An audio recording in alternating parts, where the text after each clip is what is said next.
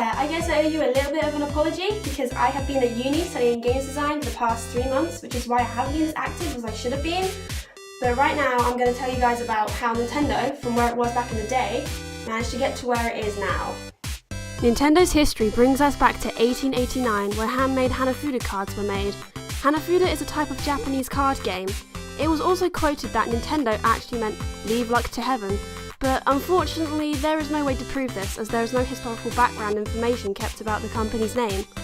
The handmade Hanafuda cards gained popularity, and Nintendo's founder, Fusajiro Yamauchi, I totally pronounced that wrong, again I am so sorry about my pronunciation, he had to hire assistants to keep up with the demand. From this success, Nintendo were able to set up a taxi company, a love hotel chain, a food company which sold instant noodles and instant rice, and a remote-controlled cleaner named Chichori. The Chichori also featured as a 2-player minigame in WarioWare 2003. However, as time passed, the playing card business had reached its peak and Japanese households stopped buying the cards.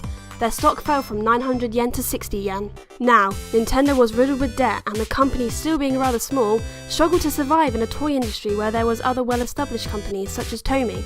In 1966, a family descendant of Yamauchi was observing a Hanafuda factory when he noticed that there was an extending arm which was made by maintenance engineer Genpei Yokoi for his own entertainment.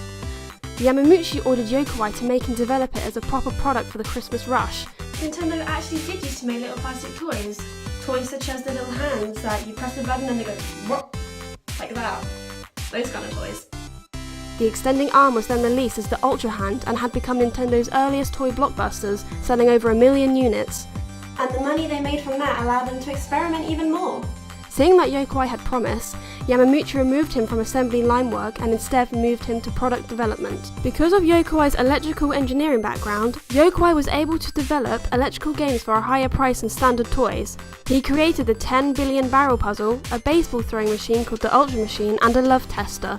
In 1972, Nintendo released the El Conga, one of the first programmable drum machines. It could play pre-programmed rhythms from a dish-shaped punch cards, which could then be altered or programmed by the user to play different patterns. In 1972, the first commercially available video game console, the Magnavox Odyssey, had a light gun accessory. This was the first involvement of Nintendo in video games. In 1971, Nintendo had an alliance with the American pioneer Magnavox to develop and produce electronic guns for the Odyssey, which was released in 1972. Since it was similar to what Nintendo was able to offer in the Japanese toy market in the 1970s, Nintendo were able to secure the rights to distribute the Magnavox Odyssey video game console in Japan. Nintendo then began to see how popular video games were becoming and of course wanted to grab a taste. In 1975, Nintendo developed and manufactured an arcade video game called EVR Race. Nintendo regards this game as being the first ever title they released. The game featured a large screen where horses would race one another. The 6-player game would then require the players to predict on which horse would win. However, the game was very complex, and a lot of machines often broke. Due to their experience with EVR Race, Nintendo learned how difficult it was maintaining actual arcade games. However, this didn't stop Nintendo, as a handful of other arcade games soon followed after, most of the famous ones being Donkey Kong and Radarscope. Game & Watch is a line of handheld electronic games produced by Nintendo from 1980 to 1991. Created by game designer Yokoi, each Game & Watch features a single game to be played on an LCD screen in addition to a clock and/or an alarm. It was the earliest Nintendo product to gain major success, with 43.4 million units sold worldwide. In 1982, Nintendo developed a prototype system named the Advanced Video System, or AVS for short. It had controllers like the NES, and their accessories such as a tape drive, a joystick, and a light gun. Along with all of that, the system was made of a computer, much like the Atari 400, but it was never released, but it is on display at the Nintendo World Store in New York. In July 1983, Nintendo released the Famicom, otherwise known as Family Computer System, in Japan, which was the first attempt at a cartridge-based video game console. The system sold over 500,000 units within 2 months at a price around $100. However, after a few months of success, Nintendo received complaints that some Famicom consoles would freeze up when the player attempted to play a certain game.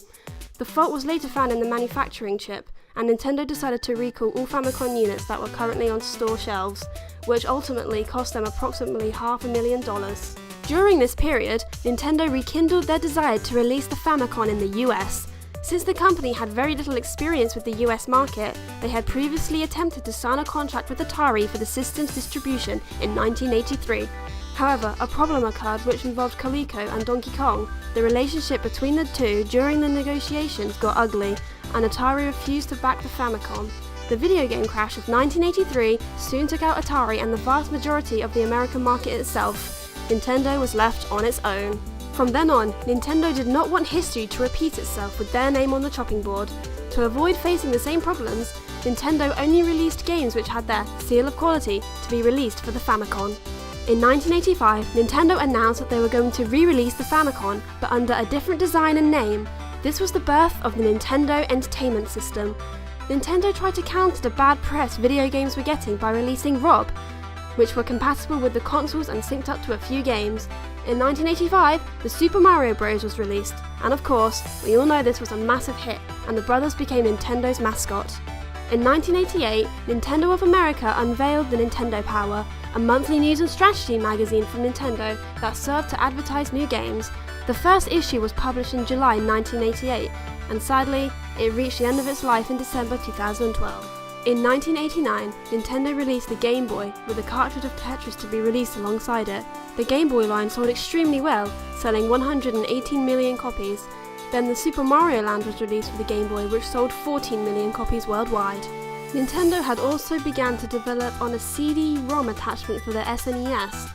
Their first partner in this project was Sony.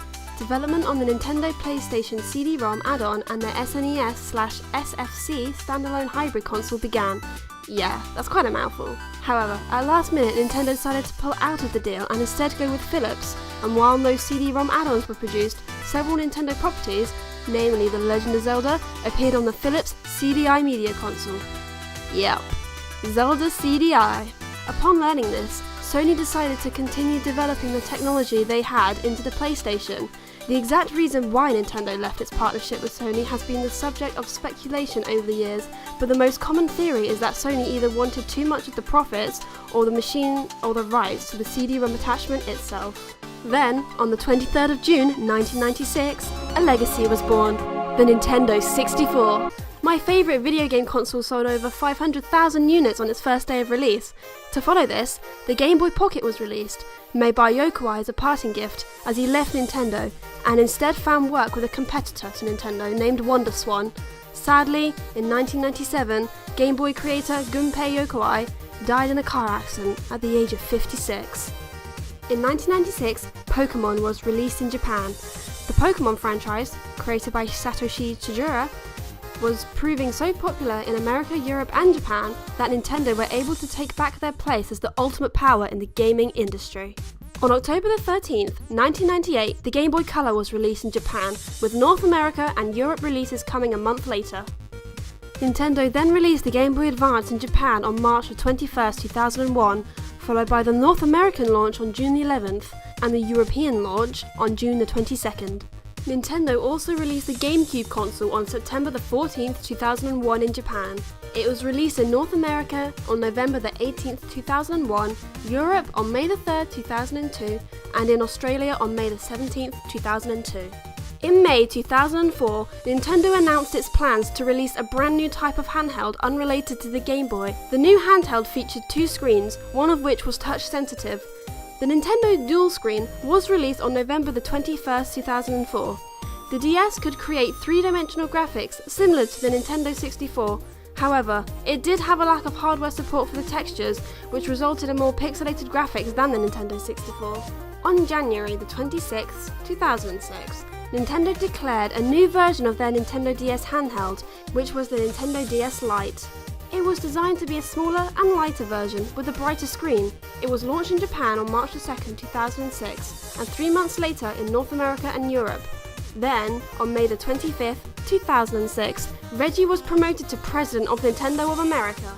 The Wii's first release was on November 19th, 2006 in the US, followed by the Japanese launch on December 2nd, the Australian launch on December 6th, and the European launch on December 8th. The Wii had a great success, and was a very big breakthrough for Nintendo. The console sold very quickly, as it appealed to both an older generation and a younger generation.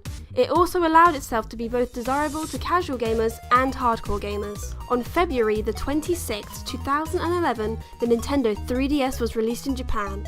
The 3DS was a part of a large wave of 3D technologies being released at the time. However, the 3DS did not utilize 3D, and instead used a parallax barrier autostereoscopy. Finally, the last system in Nintendo's timeline is the Wii U. The Wii U system was released on December the 8th, 2012 in Japan. Unfortunately, the Wii U didn't do too well at all. Perhaps this was because Nintendo were milking their success they gained out of the Wii. And now we're all up to date. All we gotta do now is just sit back and wait for the Nintendo Switch to be released. Until then, don't be a stranger, leave a comment or a like if you enjoyed this video, and feel free to subscribe.